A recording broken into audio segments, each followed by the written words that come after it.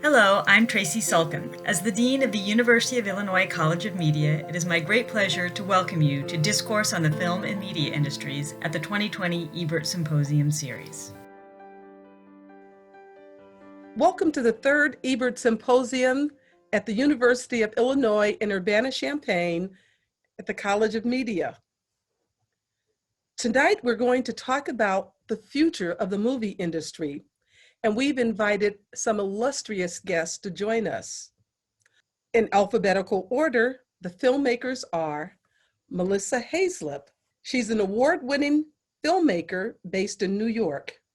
Her work responds to pressing social issues at the intersection of racial justice, social justice, activism, and representation. Melissa's film, Mr. Soul, won Best Music Documentary at the International Documentary Association Awards, is currently streaming.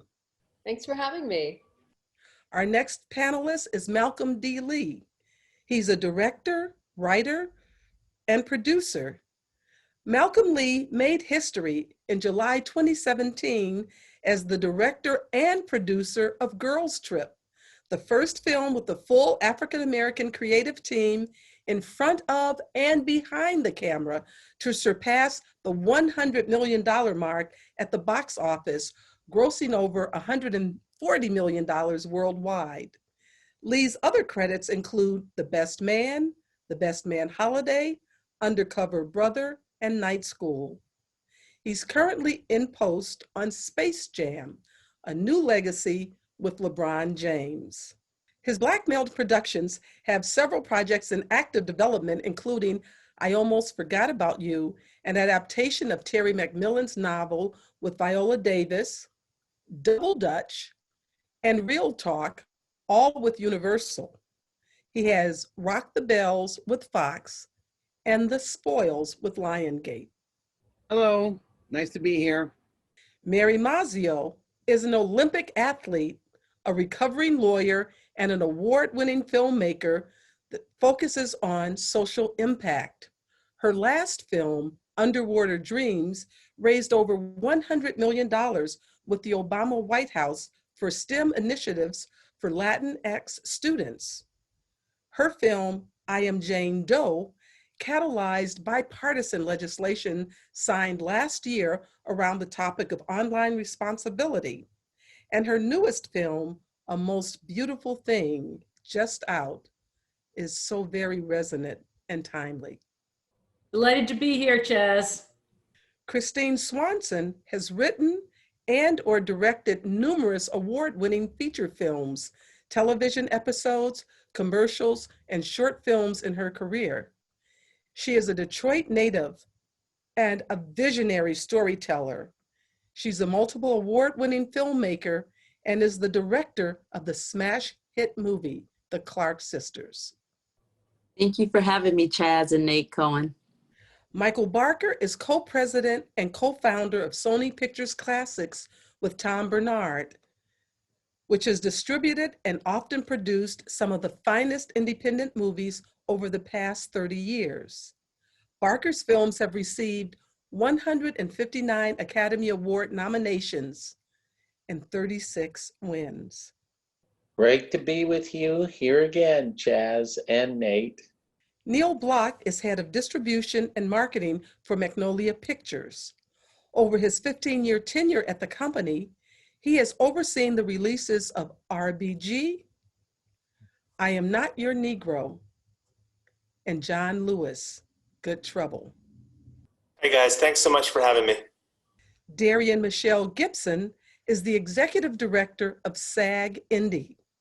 She is an advisor for independent film production, a COVID-19 consultant, and is a frequent participant for diversity and inclusivity panels and programs.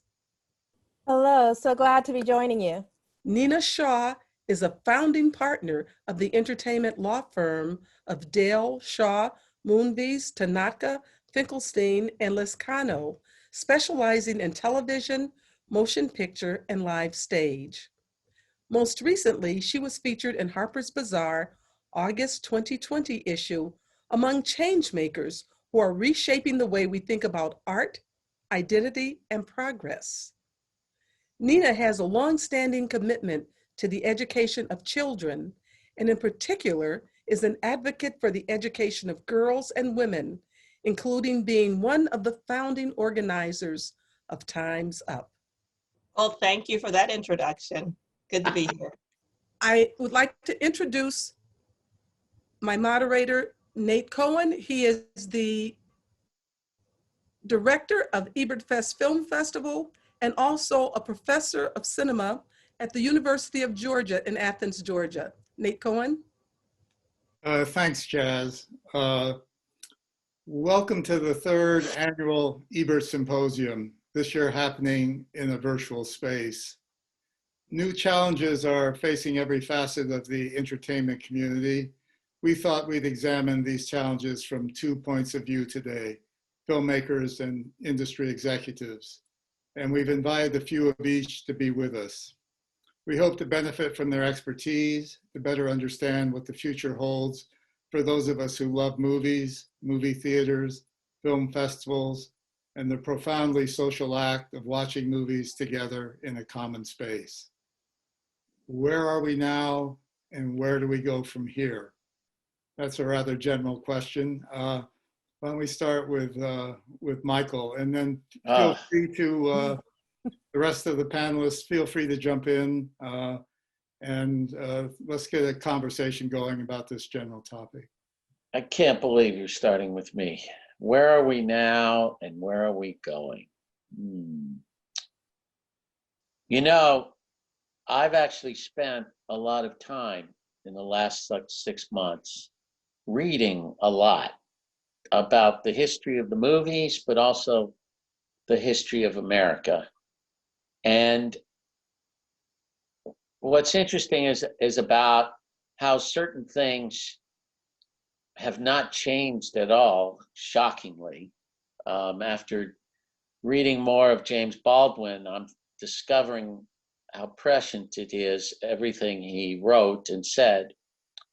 But also, what you learn and what you're inspired by from history is our ability to adapt and to adapt to change, especially the history of the motion picture business. And I think the independent film business has always been challenging, and it's always been difficult to adapt. And the overall motion picture business has had to adapt to many changes over time.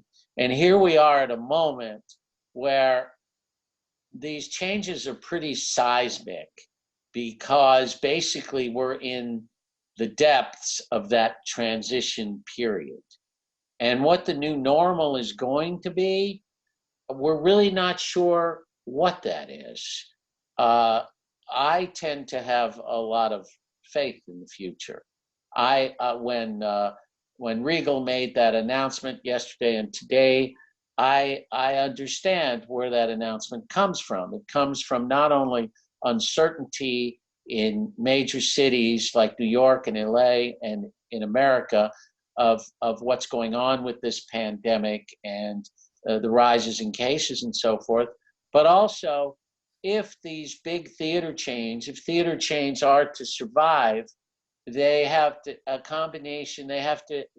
have a need of getting an audience in there in one case, but they also need to be able to have major motion pictures. And I believe Regal made that decision. I heard Mookie speak on television today, because both of those things were not happening quickly enough.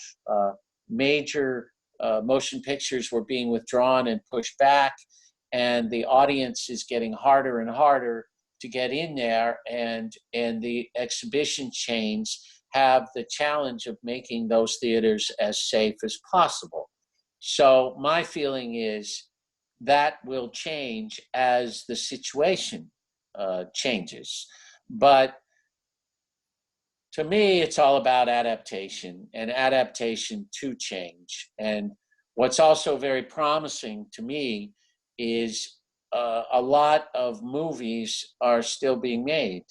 And we still have a lot of movies that were made that haven't had the opportunity to be seen yet, that are quite strong.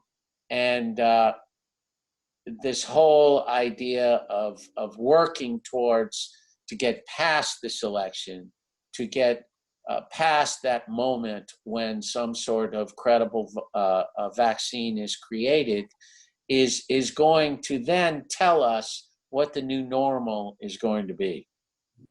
Melissa, your movie, Mr. Soul, is an independent documentary. How has that affected, how have events affected the exhibition of your film? How are you reaching your audiences? And what are you doing now with the film?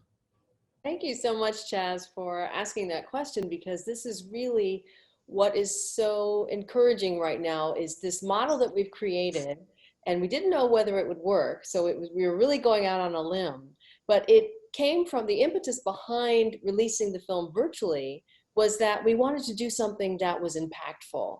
We wanted to look back at this time and not ask ourselves, how did you feel? How did you get through it? But really, what did you do? What did you do and how did you contribute? You know, were you a laptop activist? Were you out in the streets? Were you pushing against all these structures that need to be broken down? Or, you know, how were you creating art? And we realized we had this film that had been finished and we didn't have a distributor for it, but we knew that it was a film that speaks to this moment, that it's a film called Mr. Soul. It's about the first Black Tonight Show, but it's also the story of a people and a movement at a time that was very much about pushing back and a revolution, if you will. So we wanted to release this film in a way that people could enjoy and be inspired by and be uplifted, especially people of color during these uncertain times, very challenging times. And so we decided to create a model where we were engaging independent cinemas, art house cinemas, film institutions, film organizations, cultural institutions, museums, all the places where you would hopefully be able to show Mr. Soul or screen Mr. Soul if we weren't having a pandemic. But we still wanted to bring it to the people, and we wanted to give everyone agency. We also wanted to support these organizations. So the model we came up with was a virtual release, and with all of these screening partners, and each partner, each theater, or each festival, or each museum became a miniature screening hub, like a mini streaming hub. And that's how we did it. So we partnered, we started with 3, and then it suddenly moved to 57. And by the time we opened on our official day, we were at over 90 theaters across the nation, virtually, so that people could watch the film and be safe, but they could also support the theater that they wanted to. Maybe the theater down the street or their favorite cinema. They could click on that cinema and know that 50% of their purchase was supporting that theater that didn't have its brick and mortar doors open. And then the other was supporting independent filmmakers such as myself.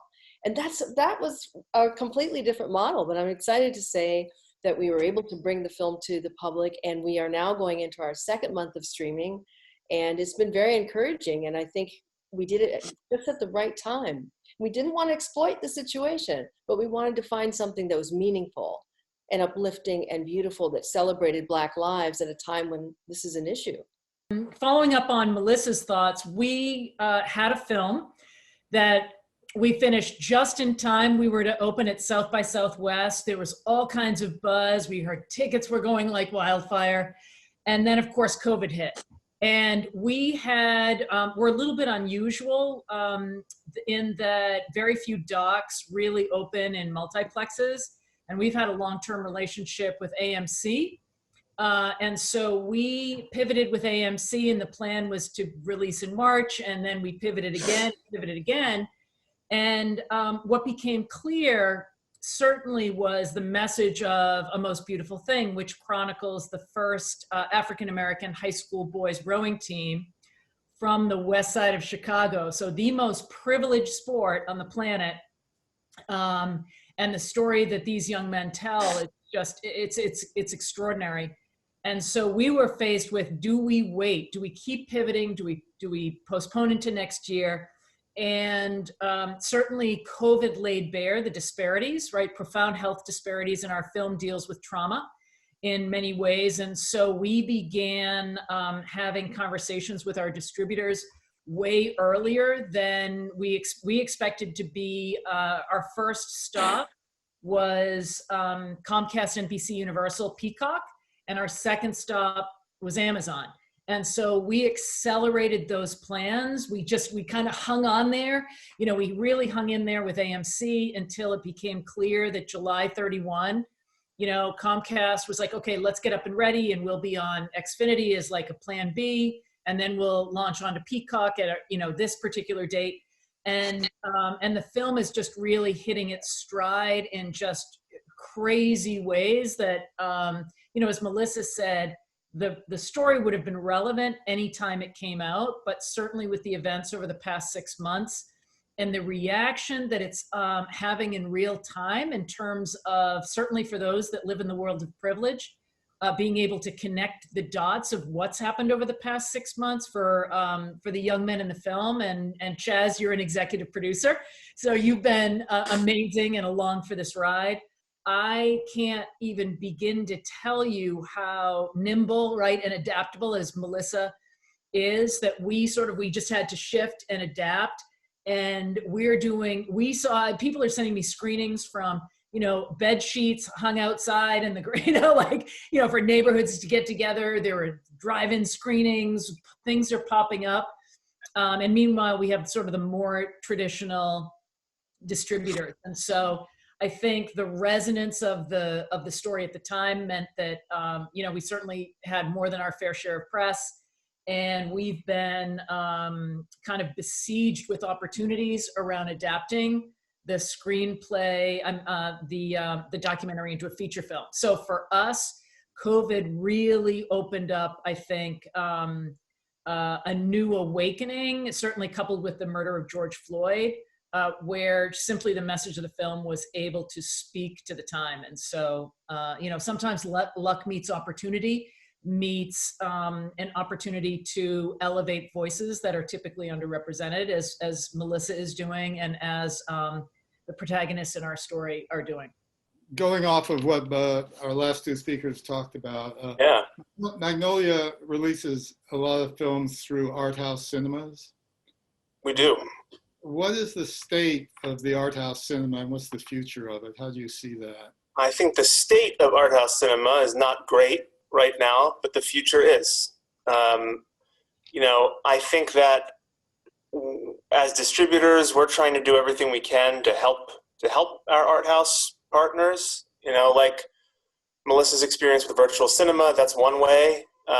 We've been providing films for them to offer to their patrons during this whole experience.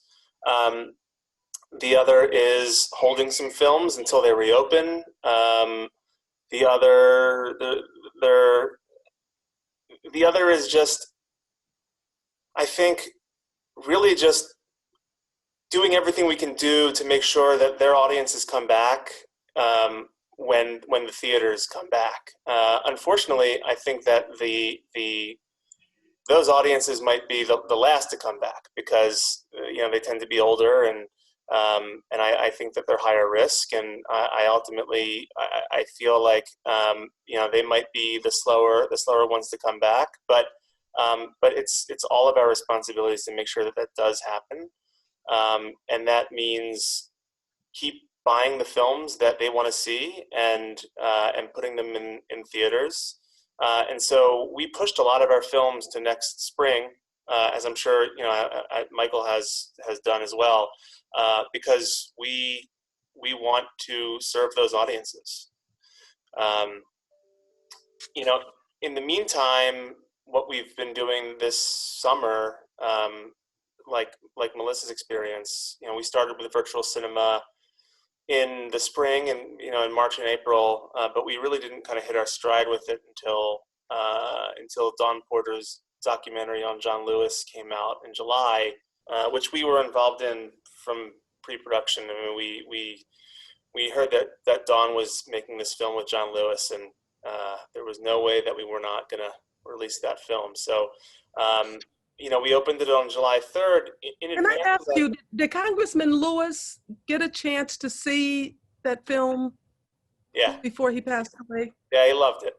He loved it. Don went down and showed it to him at his home, and in Atlanta, and they watched it together, and he liked it very much. He was very happy with it.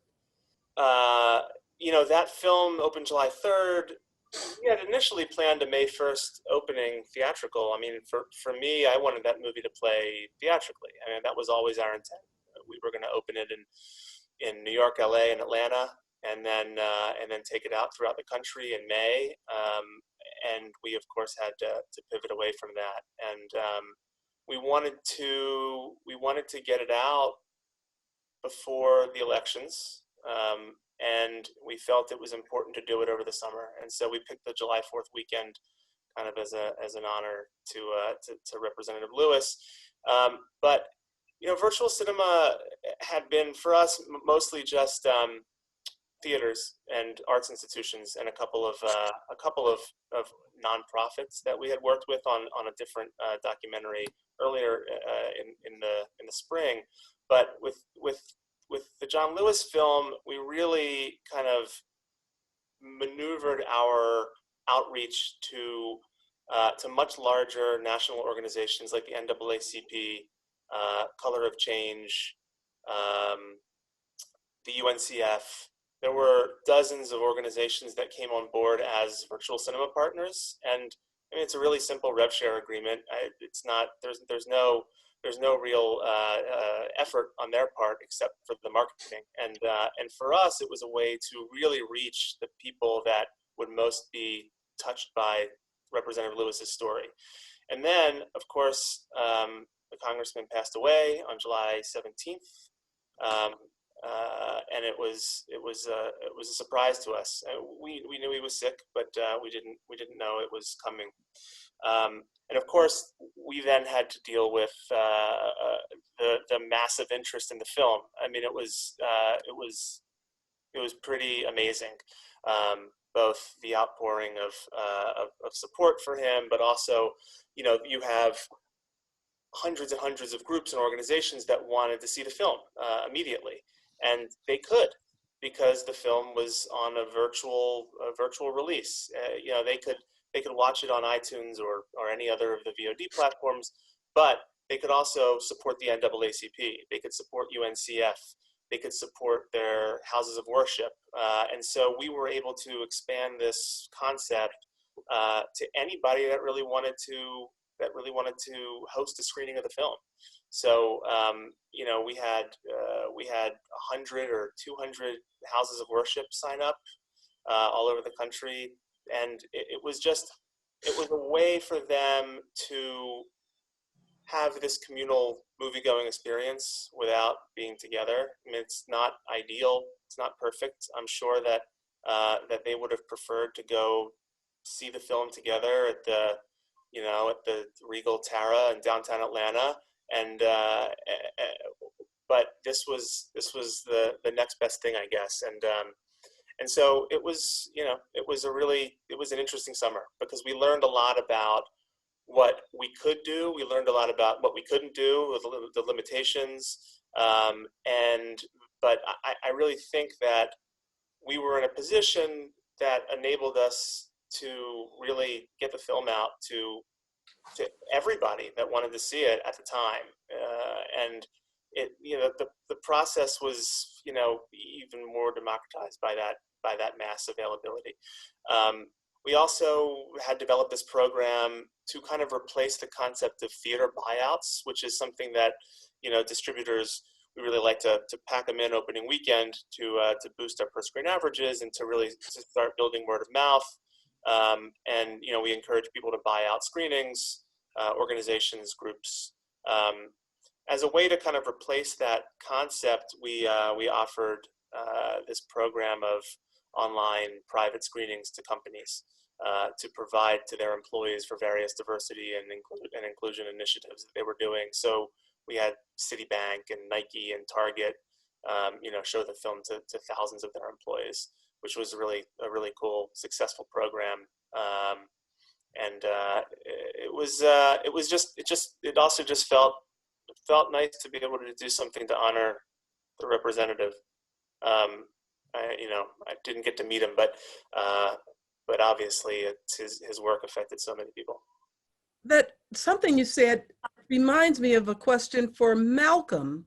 And Malcolm, welcome. I've seen your movies usually with a crowd, a big crowd, and we're laughing, whether it's Undercover Brother, Best Man, Girl Trip. And I'm just wondering, tell me what's the next Malcolm D. Lee movie, and how are we going to see it?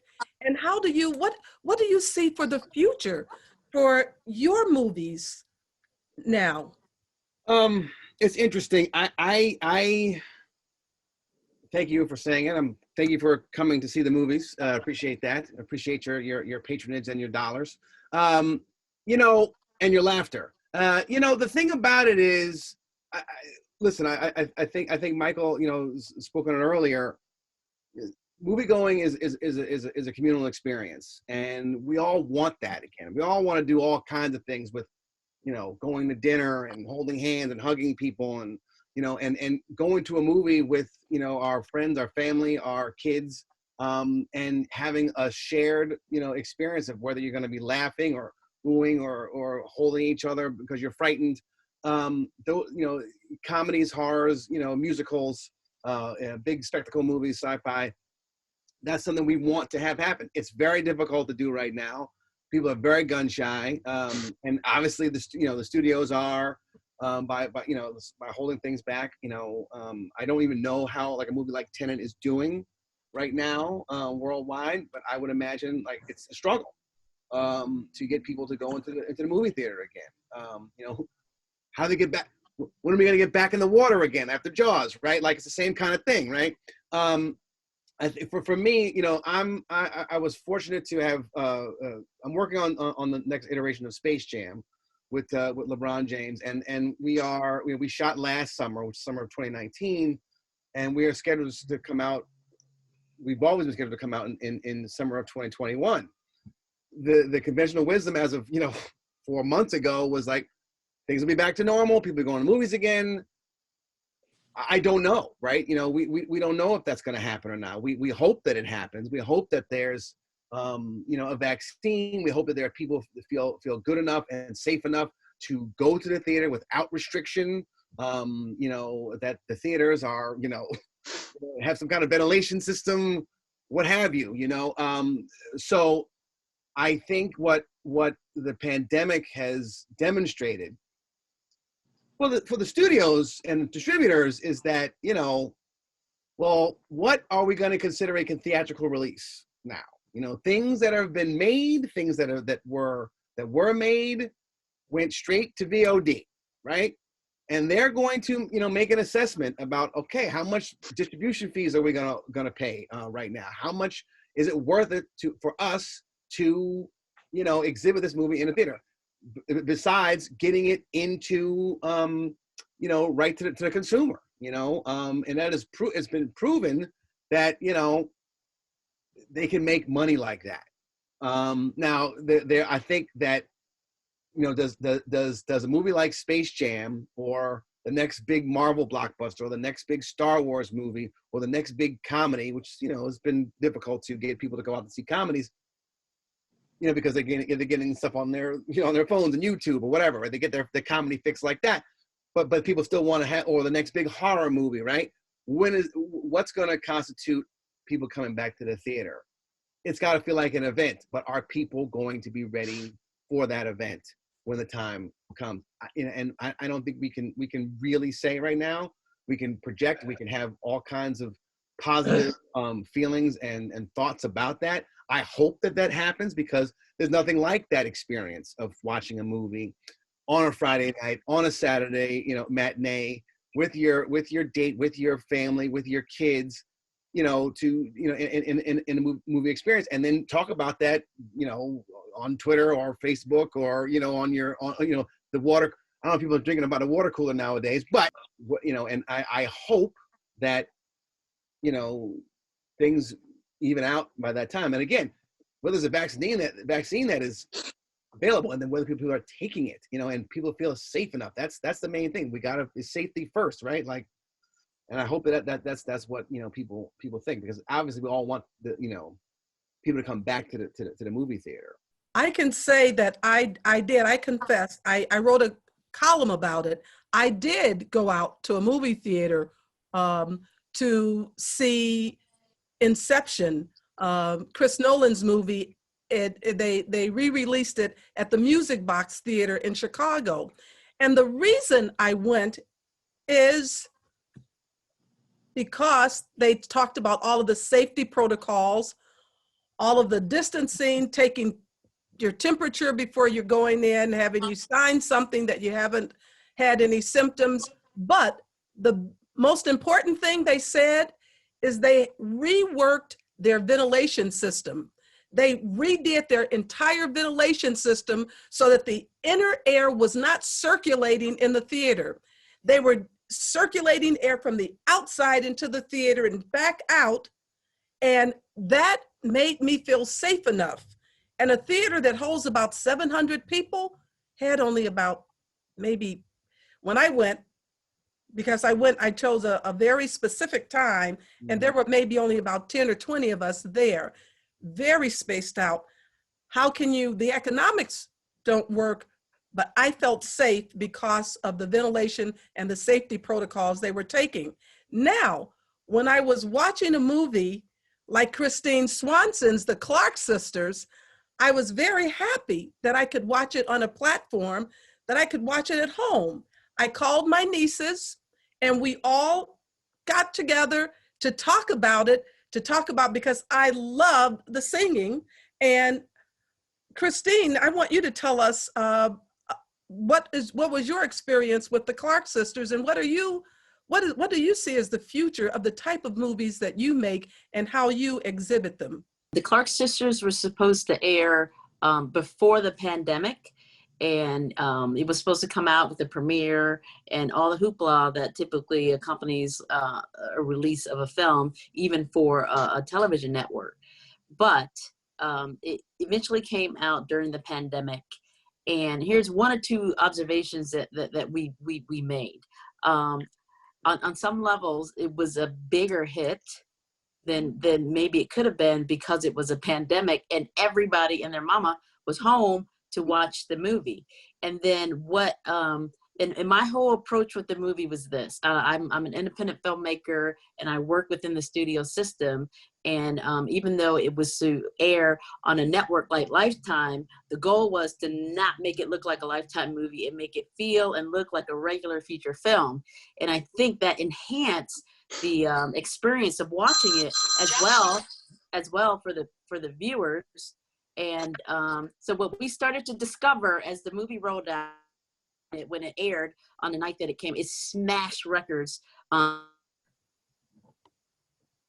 Everyone was at home, and the people who were curious about the Clark Sisters, they were going to tune in. But the interesting phenomenon of this particular film was people started to watch it 2, 3, 4, 5, 10, 20, 30 times. And then they would tell their friends. So it went from a viewership of 3 million, and it swelled to 14 million people within the span of 10 days, which told me one thing in particular, that there is an audience that is hungry for content that centers around Black women, and that is told in an event type of an experience. So when we did the numbers for that type of audience viewing, if it came out theatrically, it would have grossed. Well, it shows you that Black audience, Black women-driven audience that will show up, pay money, see it over and over and over again, tell their friends. And this is how we knew we were a success. This is when you hit jackpot. It was bootlegged over 200,000 times on YouTube. Oh no!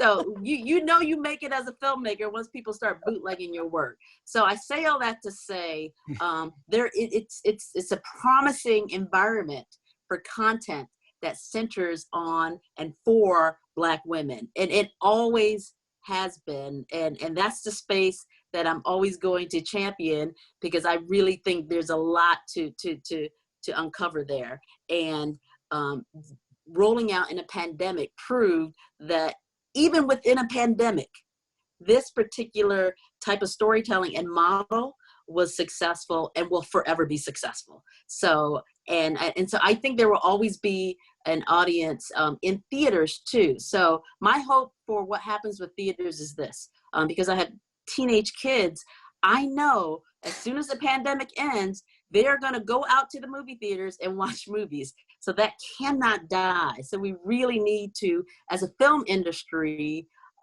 get help for our theaters from our government to bail them out, just like they bail out the auto industry, And because the airline industry and we create a content that is one of the #1 exports out of this country. So we have to save it and preserve it, and it will come back and make money over and over and over again. You're completely right. They need it. The government needs to jump in and help out exhibition, because look, studios can move their product. They can move it to whenever they want. They can move Bond to April. They can move Dune to October of 2021.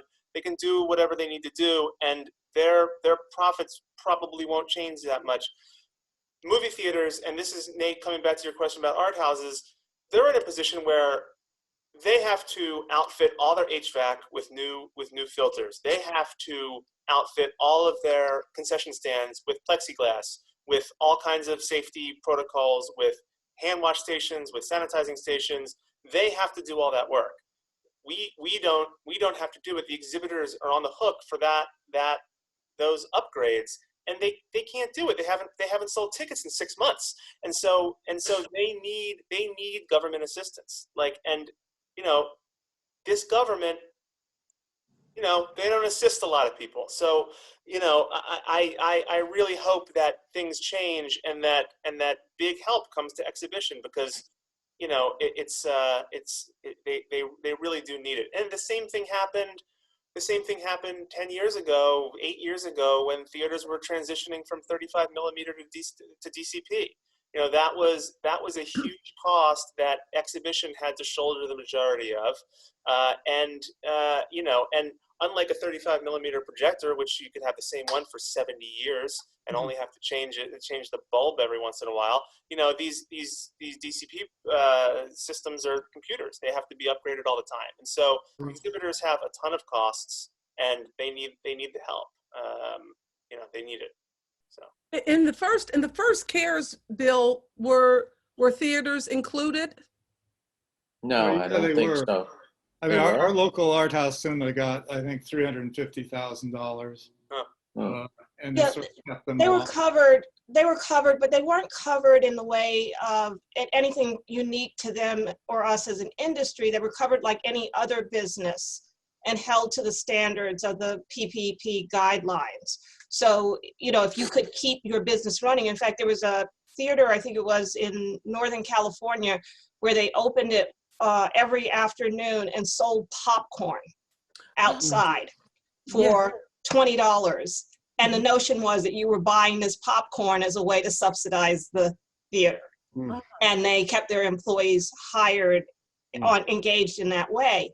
But also, just to address something that both Malcolm and Christine hit upon, is that, as disruptive as the streaming model has been to our business, and I know this is an especially sensitive topic in this particular group of people, it did prepare audiences for the at-home movie experience in a way that perhaps they might not have been prepared for pre-streaming world.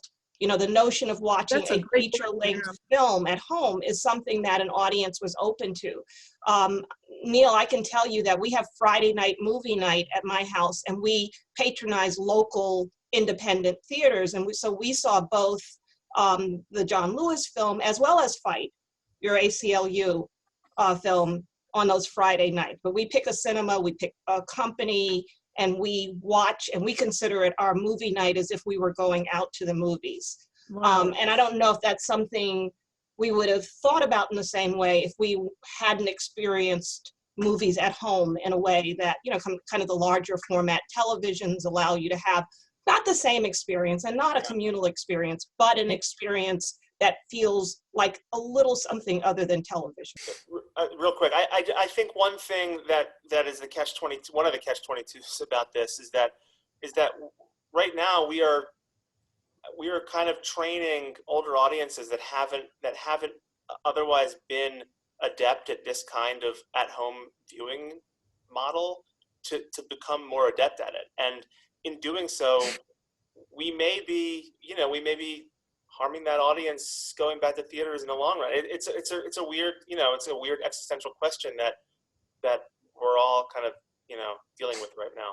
Hard to say, because remember, that audience also likes to go out and eat. Yeah, totally. And they like to see their friends. Totally. And it's a bigger social experience for them than just seeing the movies, especially because they have often the discretionary income to do so. Yeah.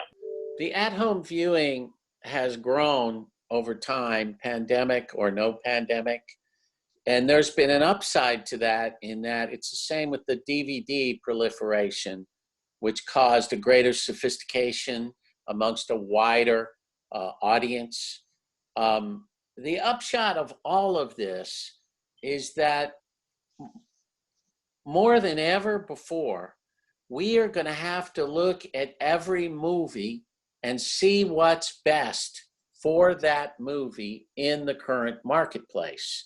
Now that we're in the middle of this pandemic, it's obvious the pandemic is a factor in the decision that's made for what's best for that movie, For example, we had a movie called Burnt Orange Heresy.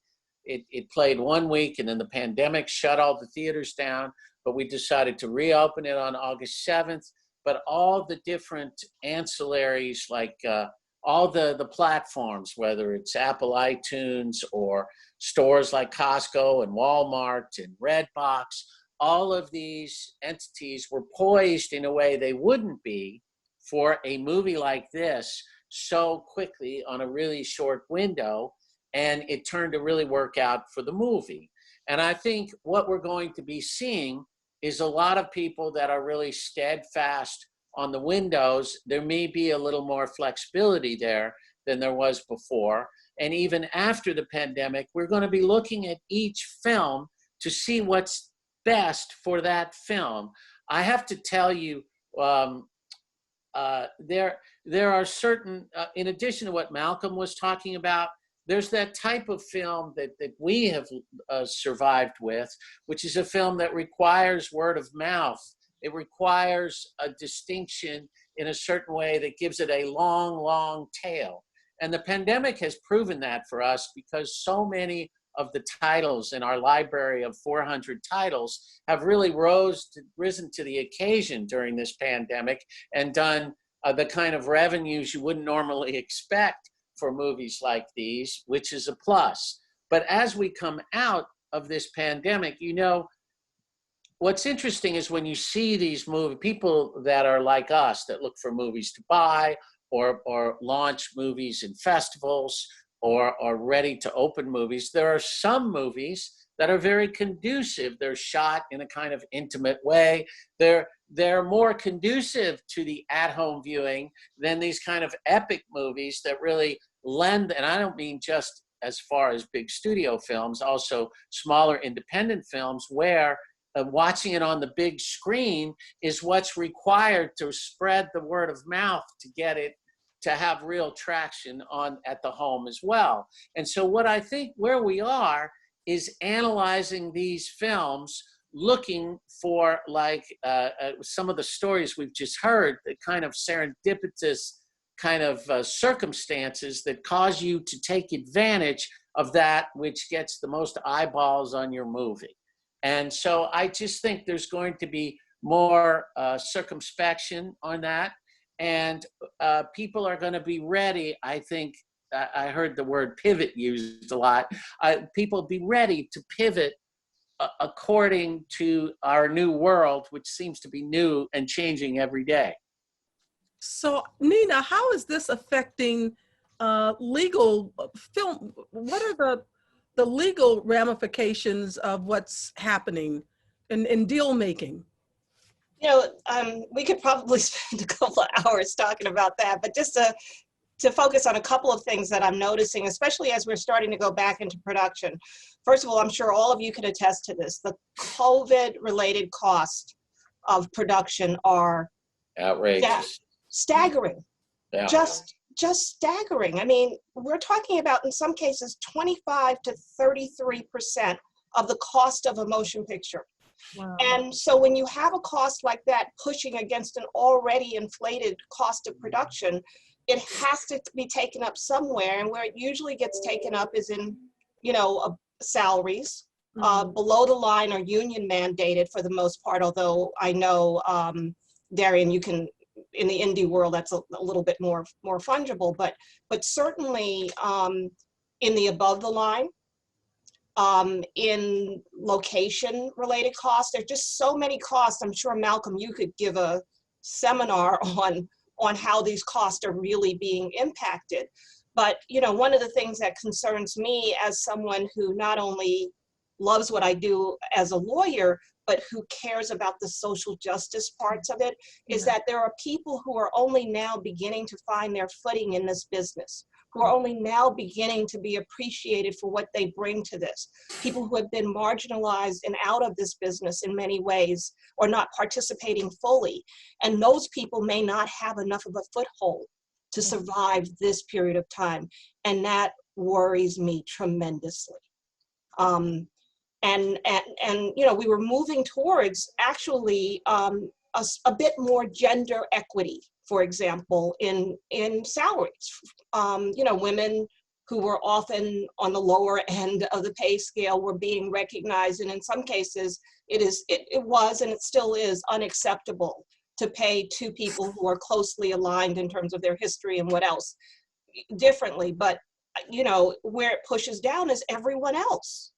So that's a thing that I worry about tremendously. And then, a lot of things that were traditional gets that you would get for talent are not obtainable anymore because travel restrictions. I mean, who here ever thought that we as Americans would have a problem getting into Canada?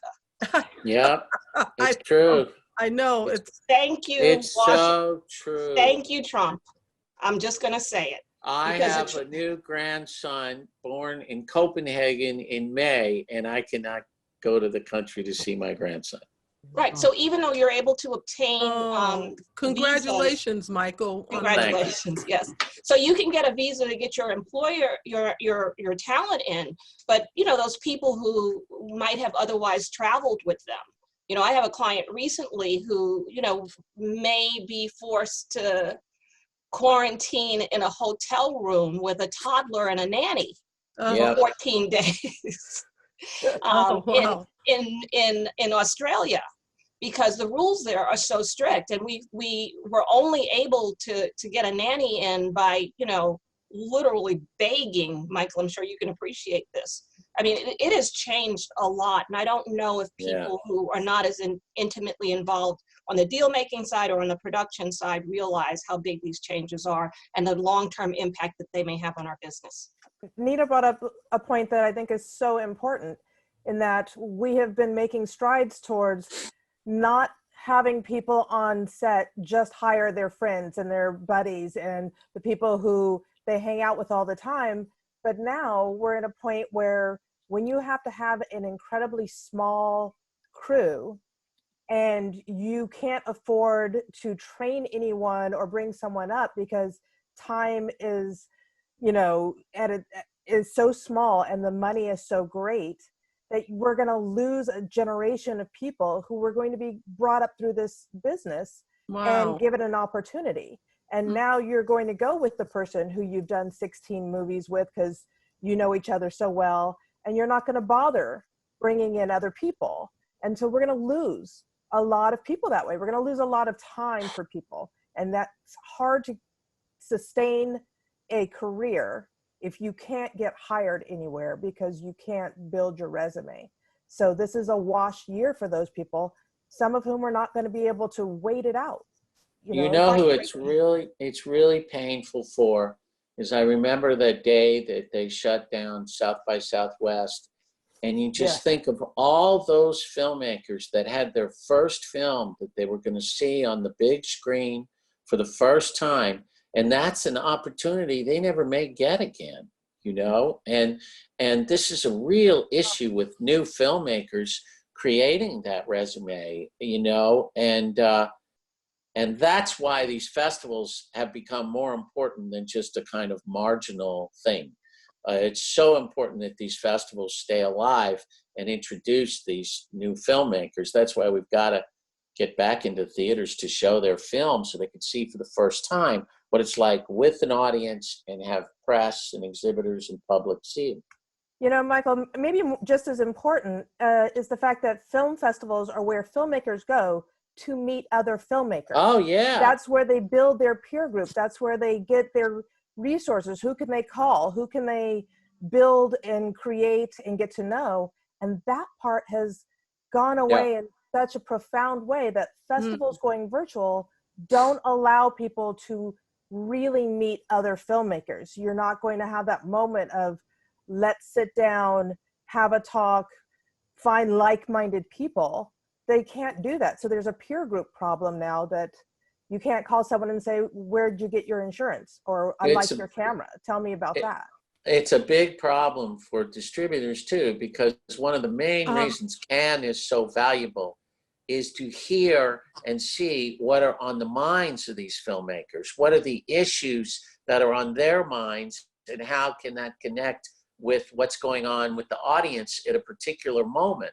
We've just lost all that. Yeah, and to make introductions. I can't tell you how many times I've been at a film festival and I can introduce a young client to Malcolm Lee. Yeah. You know, I can introduce someone who, I remember that I met Nia DaCosta through Casey Lemons at the Sundance Film Festival, because Nia was Casey's student and they were spending time together. And Nia and Casey said, I have this incredible young student who you really should meet, who I think is just going to have a great career. And Nia is firmly on her way there. But that was a chance encounter at Sundance. Yeah, the word virtual and the word festival should never be in the same sentence. Wait, Well, I don't know. I think for the moment, it has been helpful. I will say that a lot of the filmmakers have talked about how much further their film, how much wider the audience has been for their films, so that even though they're not meeting anyone or seeing anyone, that their film is being seen around the country, around the world.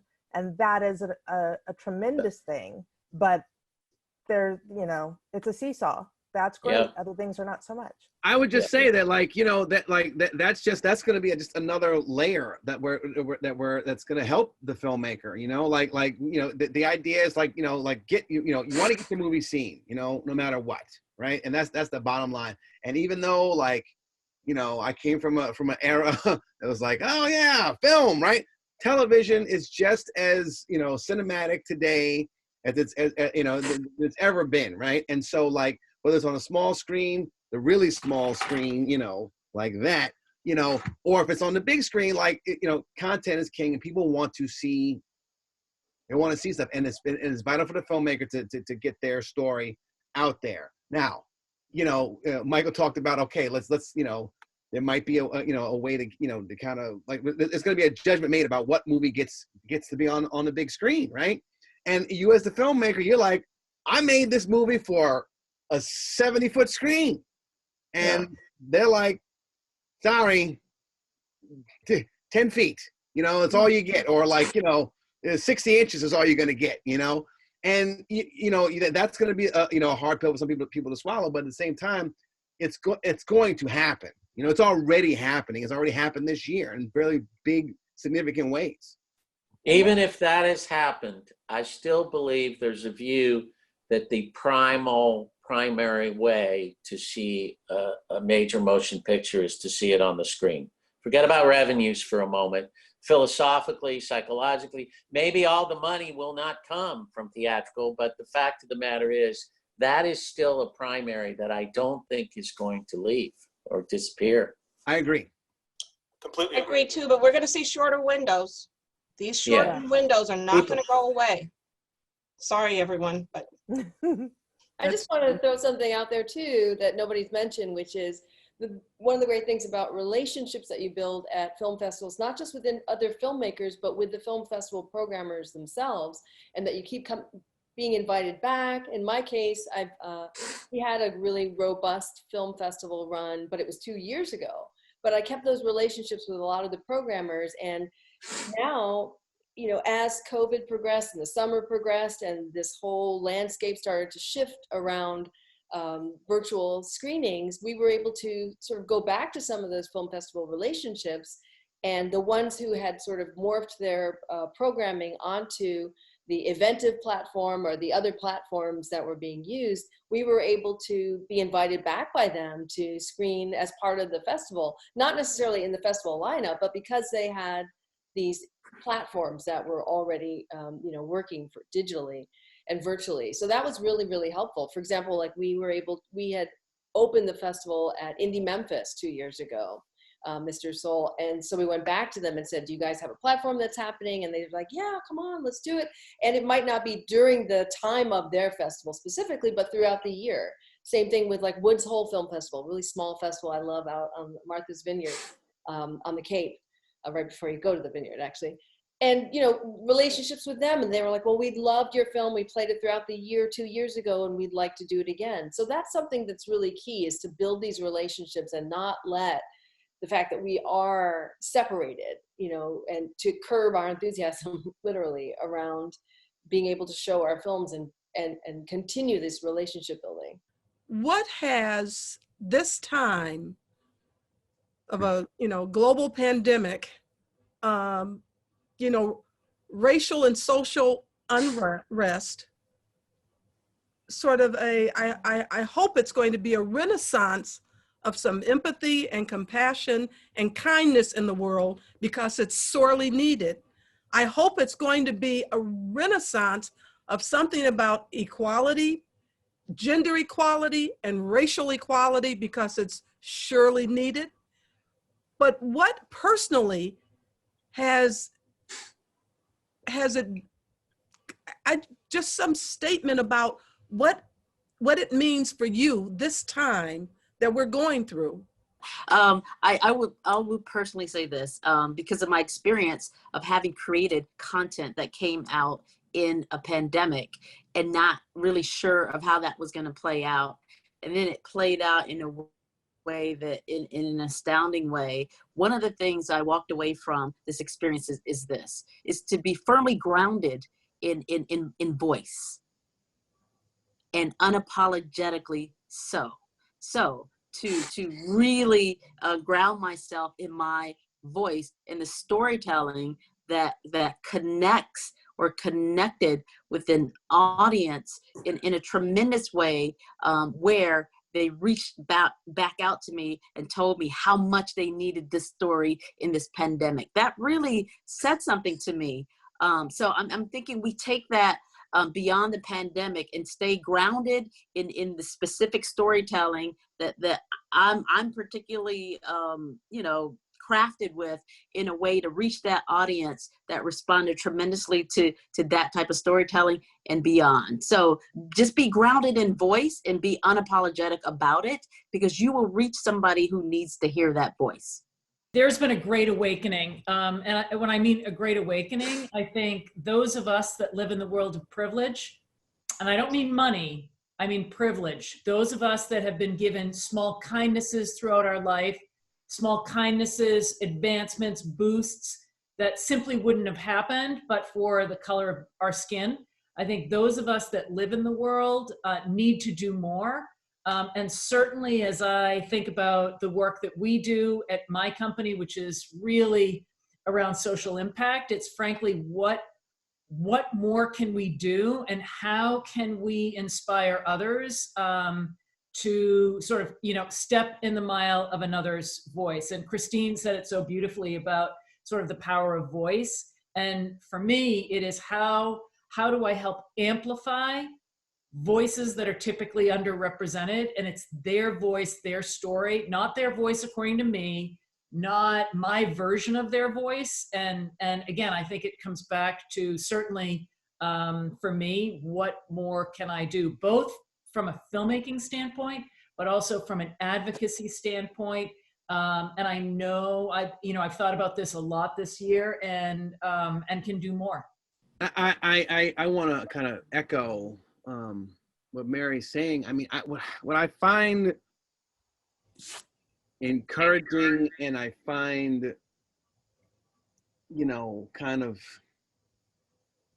just different than things have been, is an awareness of white privilege and awareness of systemic racism. And nowhere, at no time that in our history did the murder of George Floyd galvanize a country and a movement, because of high unemployment, this pandemic, and people being shuttered and sheltered in, where they were just like, I'm going to get out. I'm going to look at this thing and see the humanity in this man in a way that hasn't been, exhibited before, So I think that's going to, it has permeated and will permeate. I hope, in that it's, and you're seeing it now, and you've been seeing it over the summer with just how many advocates, as Mary said, that are out there that are not seeing George Floyd as a Black man, but as a human being. And throughout my career, that's always been my goal when it comes to displaying stories about African American characters and their humanity and their Americanness.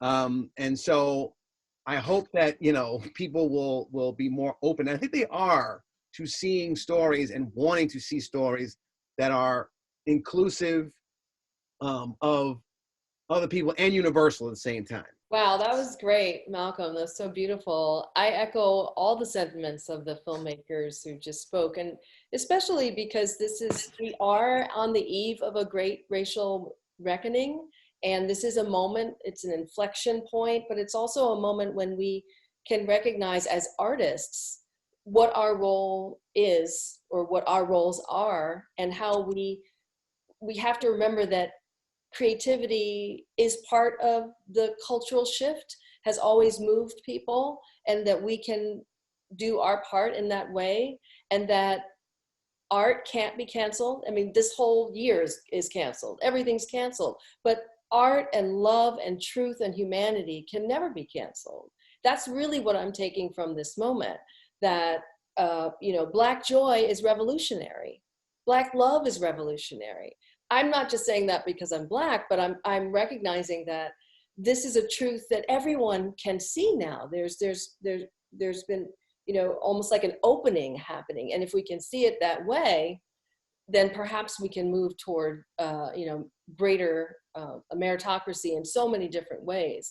I think all of us work very hard at that. And I know specifically my work reflects, critically on these pressing social issues and about at the intersection of racial justice and social justice, representation, but it always has. So it's just interesting to me that right now there's a reinvigoration around stories like ours that really matter, the idea that all stories matter, but they have to be grounded in truth. And moving the culture forward is really what we have to do. We really have to start over in a way.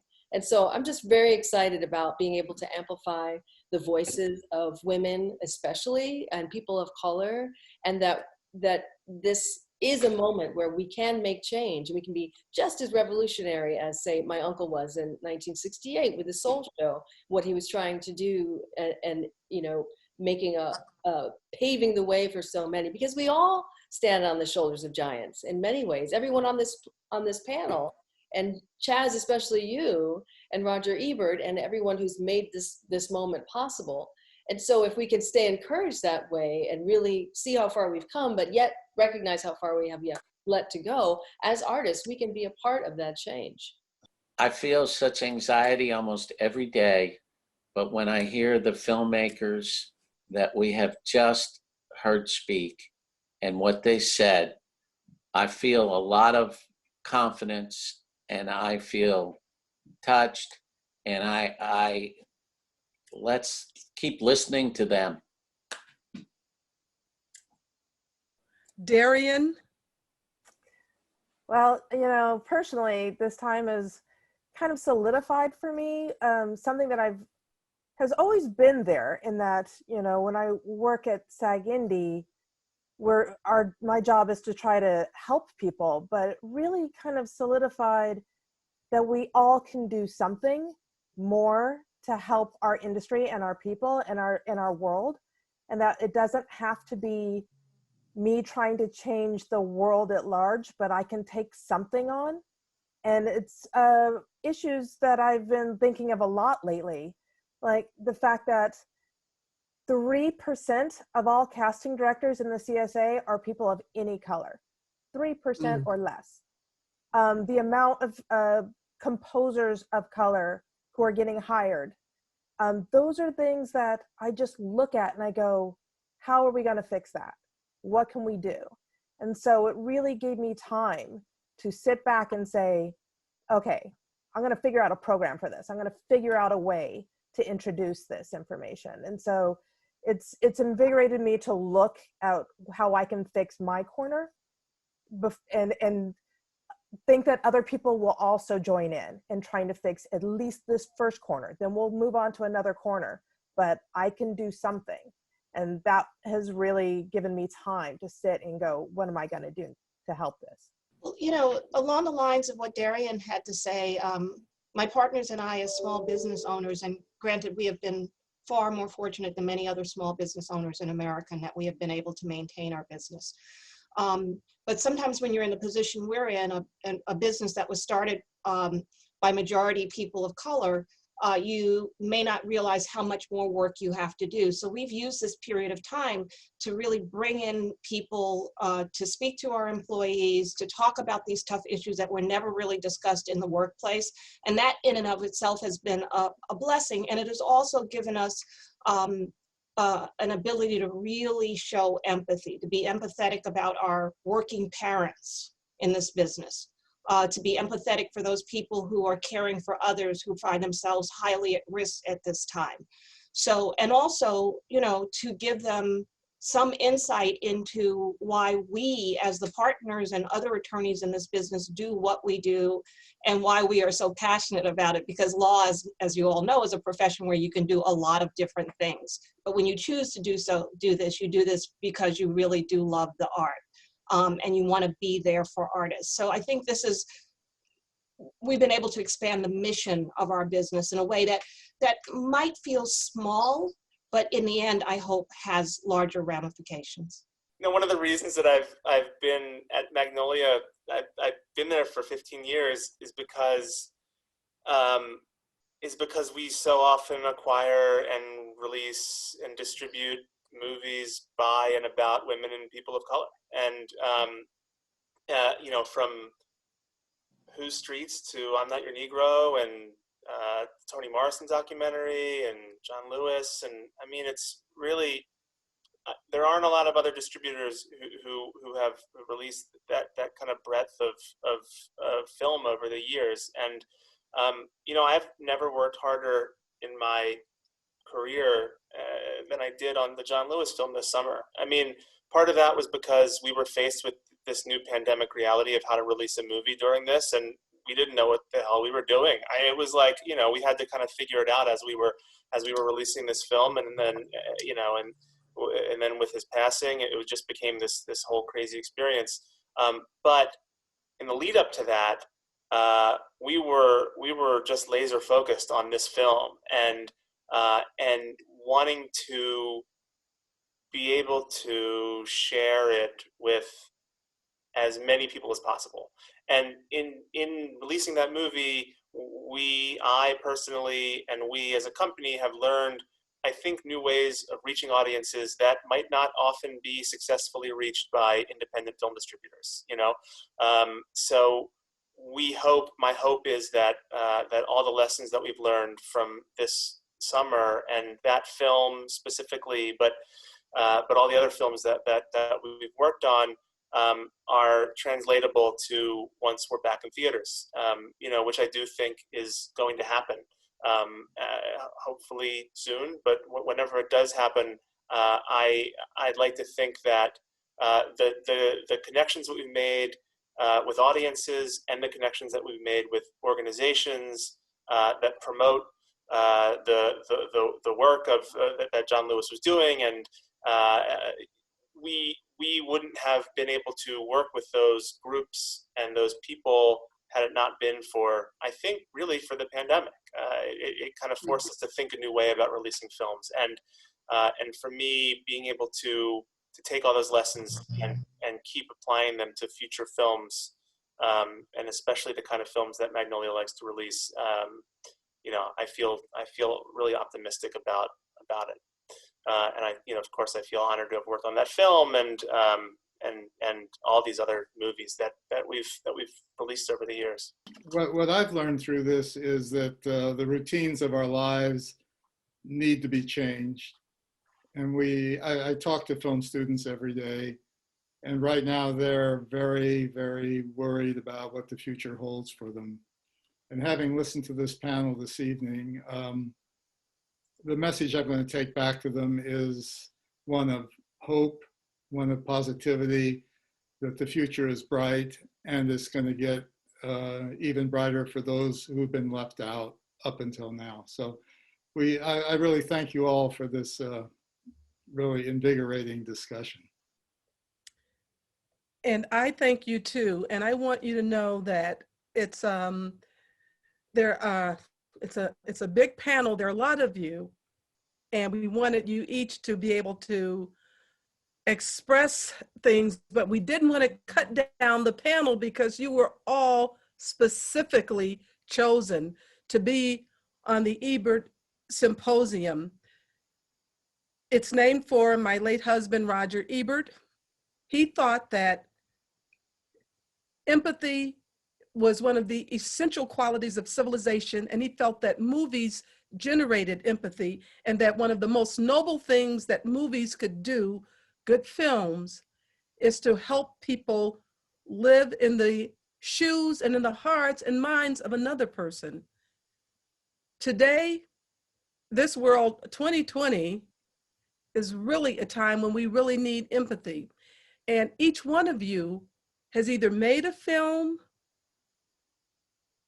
or represented clientele or exhibited films that, to me, have some of the biggest hearts, the biggest empathy, compassion, kindness, all of these principles that are so important. So to me, the panel, we're talking about the industry, which also is economics, but to me, it's really humanity as well. And I thank each one of you for taking out the time to be with us today. And, I wish you Godspeed.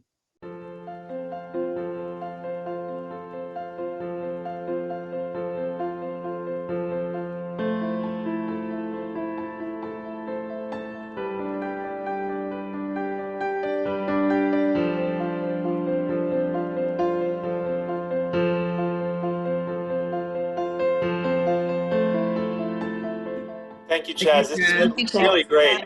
Thank you, Chaz. Thanks for putting this together. It's been really, really great. Appreciate it.